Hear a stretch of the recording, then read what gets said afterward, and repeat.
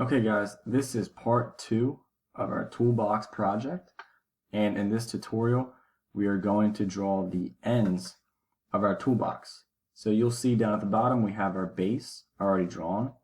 Alright, and I need to create a new Part Studio, and to do that I'm going to hit the plus button and I'm going to click Create Part Studio, and I'm going to right click on the Part Studio and hit rename, and I'm going to call this ends. Right? And now for my ends, I'm going to be drawing on the right plane. So I'm going to click Sketch, and I'm going to click the right plane, and I'm going to go ahead and hide the top and front view so I don't get confused. And then I'm going to right click and hit View Normal to Sketch Plane to view it as a flat surface. From there, I'm going to take my corner rectangle tool, or G is the shortcut. I'm going to start from the origin, and I'm going to make my rectangle 5.5 inches by 12 inches. Alright, and then I'm going to click and drag my 5.5 dimension outside of my rectangle. So, unlike in the base where it is a perfect rectangle, your ends are going to be angled, alright, at the top. So to show those angles, I'm going to use my line tool. Now I'm going to draw a line from the top, and I'm going to angle it to my side. And I'm going to do the same thing again on the other side. I'm not worried about dimensions yet.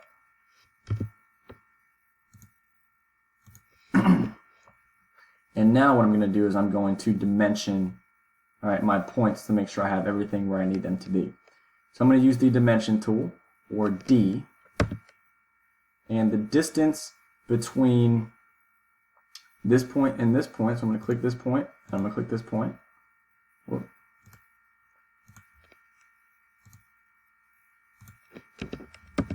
So I'm going to click this point and this point is going to be 1.5.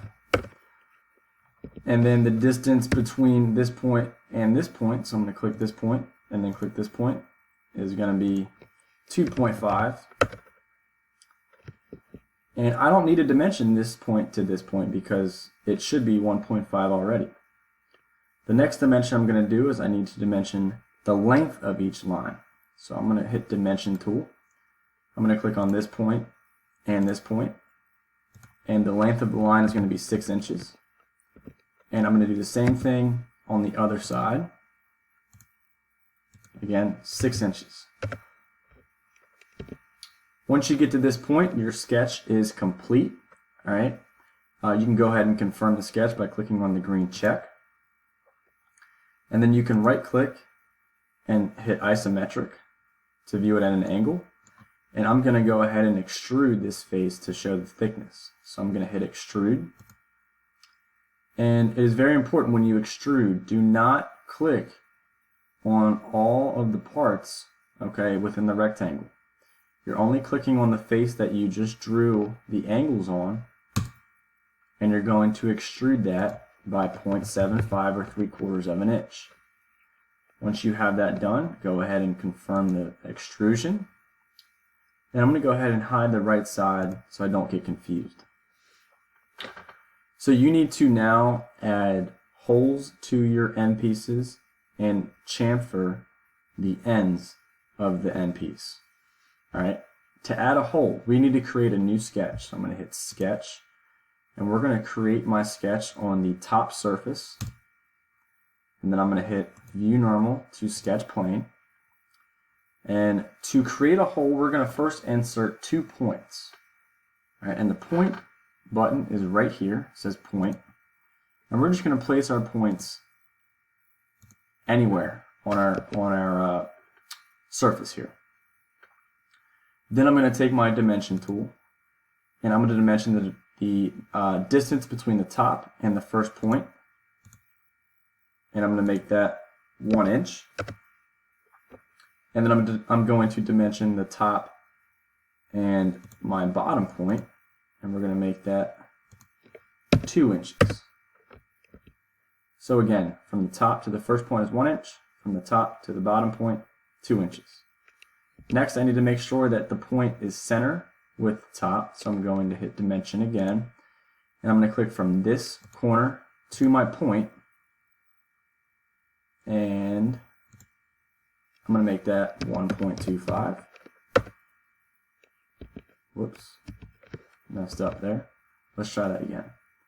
So dimension from this point to that point. All right, we're going to make that 1.25. All right, and you could dimension your second point 1.25 as well, or you can use what are called geometric constraints. Geometric constraints are this little symbol right here, and there's a drop down arrow, and you can see there are a handful of constraints to choose from. We're going to use what is called the vertical constraint, and what that does is it lines 2 points along the same vertical axis. So the first thing we have to do is we have to pick the axis to start from, which in this case is going to be from the point that we just dimensioned, and then we need to pick the point that we want to align to that axis, which in this case is our second point. So once you do that, you should have seen the point move to the left.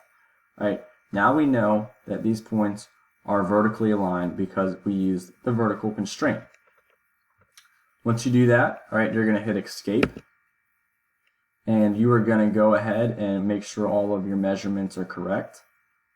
Once they are, you're going to confirm the sketch by clicking on the green check, and then you're going to right click, view isometric, and then you're going to click on the hole tool to create your holes. So click on hole, and it's going to give you some different options here. All right, we want to make sure that instead of it being simple, we want countersink, and instead of it being blind, we want it to go through.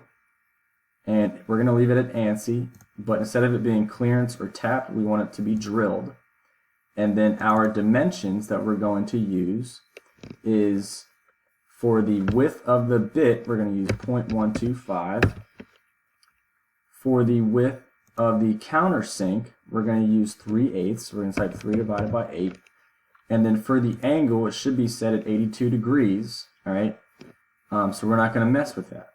So once you have your specifications set to what you see on the screen, again, the width of the drill bit is 0.125.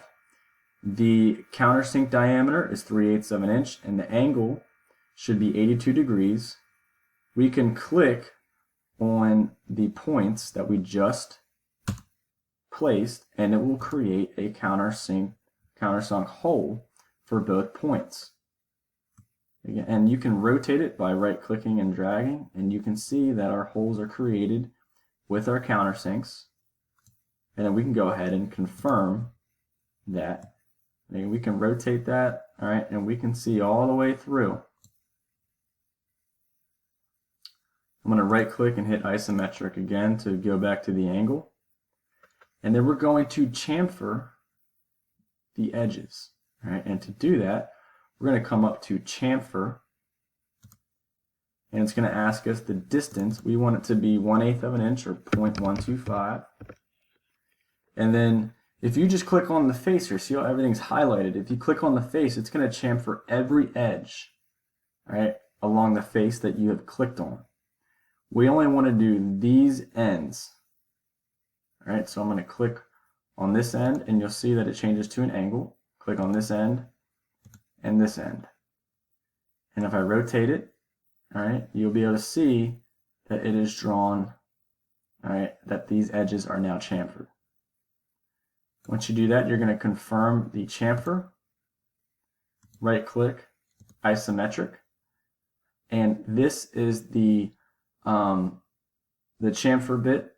All right, again, it angles your edges. Okay, and the final two things we have to do, we're going to come down here to our part, and we're going to right-click, rename. We're going to call it ends. And then we need to assign the material and edit the appearance. So I'm going to right-click again, hit assign material, and we're going to choose poplar. Confirm that. And then right-click again, hit edit appearance, and we're going to change the color of our ends. All right. And once you have done that, you are officially done with the ends of the toolbox. In the next tutorial video, we're going to show you how to do the sides.